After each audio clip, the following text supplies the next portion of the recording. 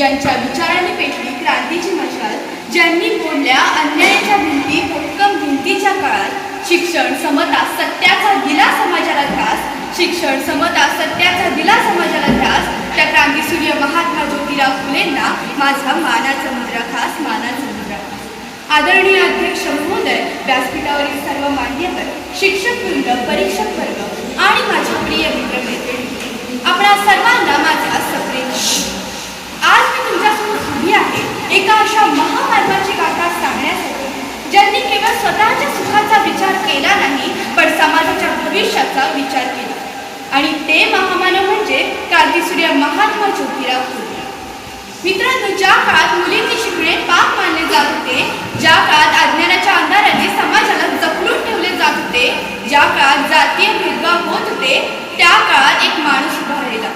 हातात तलवार नव्हती, सत्तेची ताकद नव्हती, पण हातात होते ते शिक्षणाचे शस्त्र आणि सत्याचे सामर्थ्य.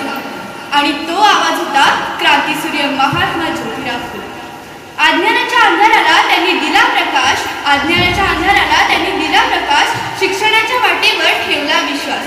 स्त्री शूद्रांच्या हक्कासाठी लढले आयुष्यभर, स्त्री शूद्रांच्या हक्कासाठी लढले आयुष्यभर, म्हणूनच फुले अमर झाले जनमानसात घराघर. मित्रांनो, 1848 साली पुण्यात मुलींसाठी शाळा सुरू करून ज्योतिराव फुले आणि सावित्रीबाई फुले यांनी समाजातील रूढ विचारांना धक्का दिला. आज आपण सहज म्हणतो मुलगा शिकला पाहिजे, मुलगी ही शिकली पाहिजे, पण त्या काळात हे बोलणे म्हणजे समाजाच्या विरोधात उभे राहणे होते. सावित्रीबाई शाळेत जात असताना त्यांच्यावर शेण, चिखल, दगड फेकले जात होते, पण तरीही त्या थांबल्या नाही, कारण त्यांच्या मनात एकच जिद्द होती, शिक्षण मिळाले पाहिजे आणि प्रत्येकाला मिळाले पाहिजे. मित्रांनो, अन्याय करणाऱ्यांपेक्षा अन्याय सहन करणारा समाज अधिक धोकादायक असतो. म्हणूनच महात्मा फुले म्हणाले, शिका, संघटित व्हा आणि अन्यायाविरुद्ध आवाज उठवा. त्यांनी फक्त मुलींच्या शिक्षणासाठीच काम केले नाही, तर शेतकरी, कामगार, वंचित आणि उपेक्षित समाजाच्या हक्कांसाठीही संघर्ष केला. 1873 मध्ये त्यांनी सत्यशोधक समाजाची स्थापना केली. त्यांचा प्रश्न स्पष्ट होता, माणूस मोठा की जात, माणूस की मोठी की भेदभाव, शिक्षण मोठे की अंधश्रद्धा. आणि त्याचे उत्तरही स्पष्ट होते, माणूस मोठा, माणूस की मोठी आणि शिक्षण सर्वात मोठे.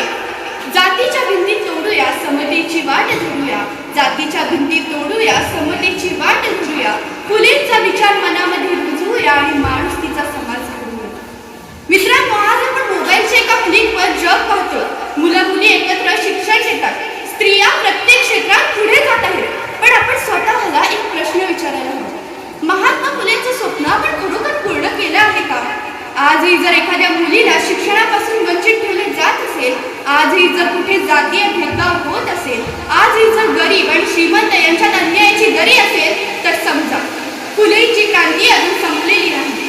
आता वेळ आहे की त्यांच्या विचारांची मशाल आपल्या हातात घेण्याची. हातात नको शस्त्र, हातात पुस्तक असू दे, हातात नको शस्त्र, हातात पुस्तक असू दे, मनामध्ये द्वेष नको, माणुसकीची ज्योत असू दे. जात पात विसरून एकतेचा नारा देऊया, जात पात विसरून एकतेचा नारा देऊया, फुलेंच्या विचारांनी नवा समाज घडवूया.